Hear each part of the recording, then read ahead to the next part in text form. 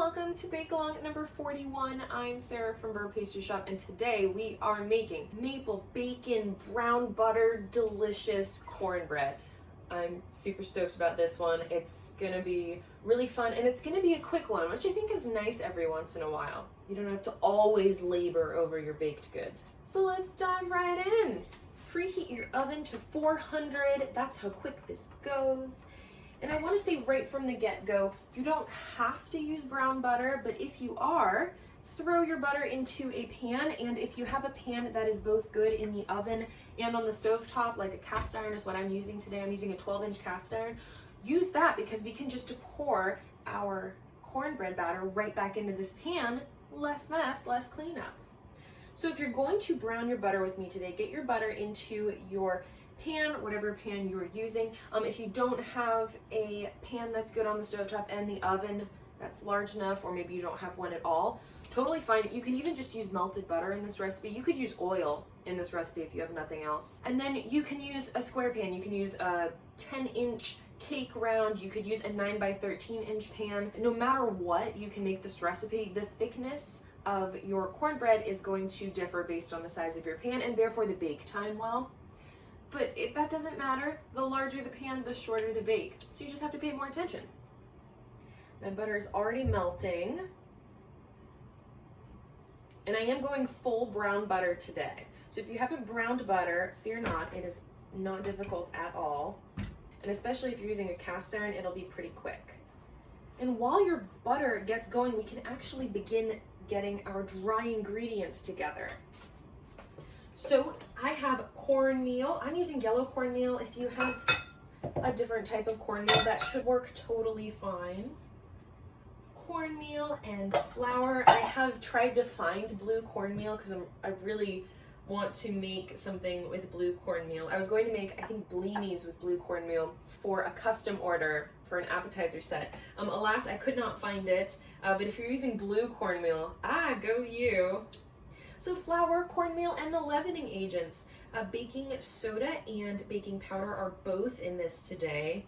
It'll be nice and light and fluffy. I don't like cornbread that's too dense, but if you like a denser cornbread, you can lessen the amount of baking powder. If you want it a little lighter, you can go for a full 2 teaspoons of baking powder. Baking is a science, but it's got some wiggle room. And for my wet ingredients, I recommend you get one. I have a 4-cup measure and it's heat proof. And I always like to measure my wet ingredients in a measuring cup because you can pour all of them in at once. And today we are using buttermilk. I love anything with buttermilk in it. And we're using some maple syrup, obviously, for our maple bacon. I did already cook off my bacon. I cooked 6 strips. You can go for more or less depending on your tastes. And I left the pieces rather large. If I have bacon in something, I want to know that it's there. But you can crumble it up really fine, or, chop it up really fine if that's your preference. My butter's almost melted and it'll get to browning. So our dry ingredients are already done. That's how quick this recipe is. The thing about measuring your liquids in one measuring cup is you have to do eggs last, or else you're sort of eyeballing, well, the egg was 3/7 of a cup and I want a 1/4 cup more, and so you don't have to deal with that if you do your eggs last, and we only have 1 egg in this recipe today. The reason I'm not measuring out my wet ingredients just yet is this butter needs to cool for just a little bit before we dive right in.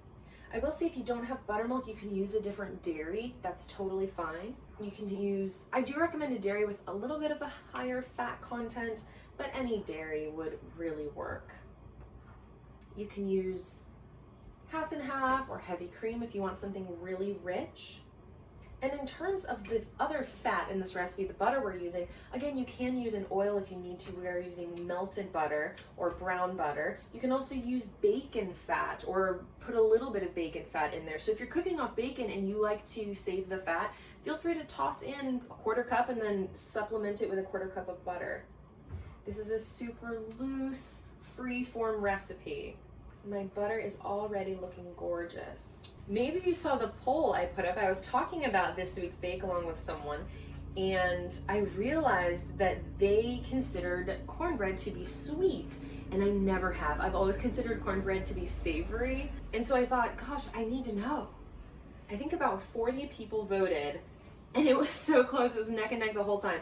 Technically savory won out, but it was like 52-48 or something between the percentages. 52% voted for savory, 48 voted for sweet. I didn't know it was so divisive, but seriously, cornbread doesn't really have a place. So I figured, let's do something sweet and savory. Let's go maple bacon cornbread. What the heck? And then throw in some brown butter, which offers a little bit of sweetness, but a little bit of nuttiness too. You can't go wrong. I am not the type of person that likes to dip my bacon into my maple syrup at breakfast, though I know some people like that. I'm also not the type of person who rejoices when a little bit of my pancake maple syrup makes its way to the bacon.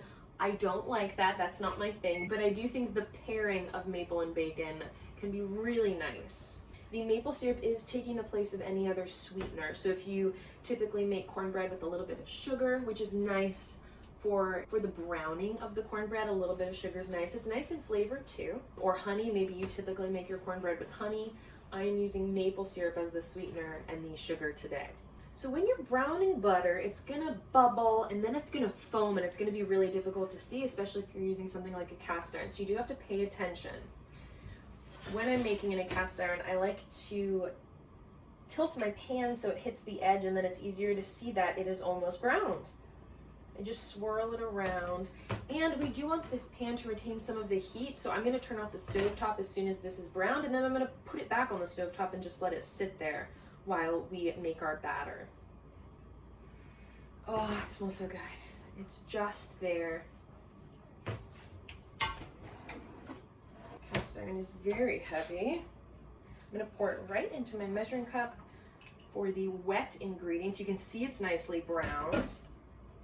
I'm going to scoop out all those little browned milk solids. That's what browns in browning butter. It's the milk solids. I'm getting butter everywhere. Okay. About to start a grease fire in the middle of a bake-along. That'll be entertaining. So you have about a half cup of butter, which shows in its liquid form in this measuring cup here. And we're going to pour our buttermilk and our maple syrup right on top of the butter once it's cooled, and then we'll crack our egg in and we'll give it all a nice whisk and very gently combine it. If you are using a different pan, a cake pan or 9x13" stainless steel pan or something like that, do give it a light grease. We have sort of greased up our cast irons by melting that butter in it. One last note, if you're the type of person who enjoys having whole corn kernels in your cornbread, feel free to add some. If it's frozen, I do recommend thawing it in advance. You can go canned or you can go fresh, whatever your preference is. I'm not using any today because I actually don't prefer that. I almost threw in some chives actually. So if there are other mix-ins you want to use today, feel free. I'm going to stick with my bacon for a mix-in since we are making maple cornbread today. And if you don't have the patience to thaw your corn out, it would probably be just fine. You are going to get extra water in your cornbread, and so it's going to change the texture a little bit, and the bake is going to take longer. My butter has cooled down for a few minutes, so I'm going to start adding the rest of my wet ingredients. And isn't this easy, just adding it straight to your measuring cup? And if you don't work with buttermilk often, know that there are usually chunks in there. Buttermilk is absolutely divine, but I recommend giving it a nice shake. Just grab the top and shake it before using it. If you see chunks in buttermilk, that doesn't mean it's gone bad. That means it's buttermilk. If you want to use buttermilk, but you only have heavy cream milk, half and half, you can sour it with a little bit of lemon juice or a little bit of vinegar. I can give you the ratios right here, right now, but you can also skip the buttermilk and use a different dairy. Essentially what you do is you add a little bit of that acid and then let it sit for 5 minutes, and you've created sort of a substitute buttermilk. And then because my butter is still warm, I want to whisk in this egg as quickly as possible just so that it doesn't cook in the butter. Okay, we're all ready for this most important part, which is mixing our wet ingredients into our dry. You can put all your wet in at once, and we're just going to be very gentle as we mix this in. Nobody wants tough cornbread.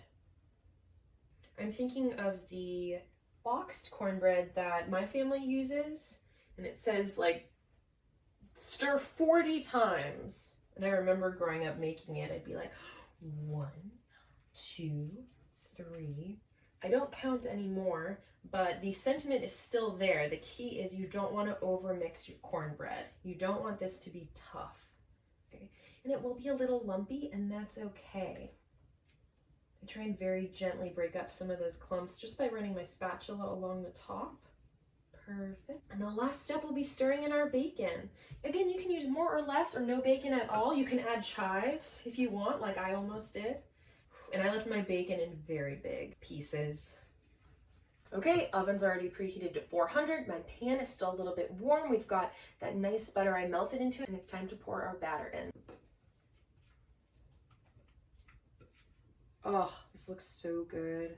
I'm the type of person that basically eats any type of raw batter or dough, including cornbread. Okay, I'm gonna spread it out with an offset. Make sure it's even. And then this whole guy is gonna go into the oven for anywhere from 15 to 25 minutes. It depends on the size of your pan. If you're using a 9 by 13 inch, you're gonna wanna pay attention. I'm going to turn this around at the 10-minute mark, give it a check and see what we're looking at. It will be golden brown. Using a toothpick to poke into the center, if it's still wet at all, it's not ready. It will have risen from those leavening agents. So those are sort of the signs. And I want to stress that we're using a cast iron again, so if you've made the Dutch baby with me, you have to remember your whole pan is going into the oven. So don't go in there and grab it by the handle thinking that it's just a handle like it is on the stovetop. Be very, very careful. I recommend you put these right on top of the stove after you put it into the oven so you don't forget. And then of course, after it bakes, I would recommend you lay something, anything on top of your handle so you remember that it is burning hot.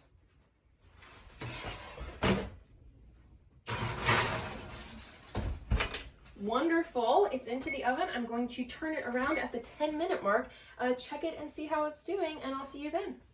Okay, we've hit the 10-minute mark. I'm gonna give this a turn. It's looking so good. It's already beginning to turn golden a little bit. I'm gonna set my timer for 7 more minutes because I'm doing this in a 12-inch cast iron. And then I'll check it. And again, you're looking for it to be golden brown. I've got some toothpicks ready. You can stick it right into the center and I just run my finger along it because sometimes you can't see the moisture. So I actually run my finger along the toothpick and see if any wetness comes off, and that means it's not quite done. As soon as you get just a light crumb texture on the toothpick, you know it's ready. And you don't really have to have patience with this recipe. I'm going to eat it basically immediately. The maple bacon cornbread is out of the oven. I have roped my husband into trying it with me. It's just fresh, completely out of the oven. Again, look at me, making mistakes. Put something on that handle so you know not to touch it. It's perfectly golden brown. Oh, hello. Oh my gosh, it's just got these huge chunks of wonderful bacon.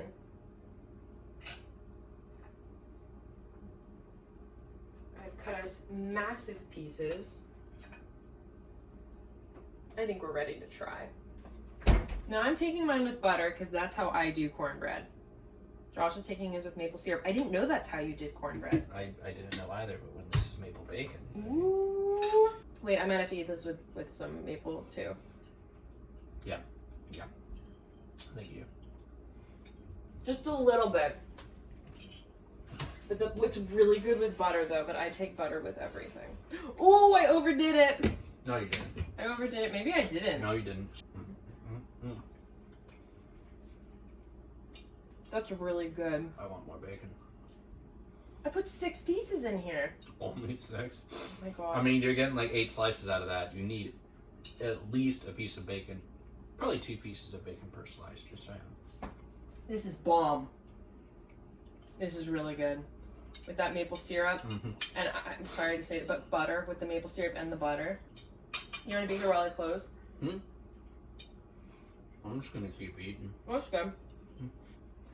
Thank you for joining today's maple bacon brown. Oh, there's brown butter too. Oh, did not know Bake that. along number 41. This has clearly been a lot of fun, and it's a quick one, which is nice. You can just whip this up on a weeknight. The cornbread freezes really well. Just make sure it's airtight. You can keep it in the freezer for a few months. You can thaw it either on the counter overnight or in the fridge overnight and warm it back up in the oven or the microwave, whatever you like. Pretty simple, quick, delicious recipe, if I do say so myself.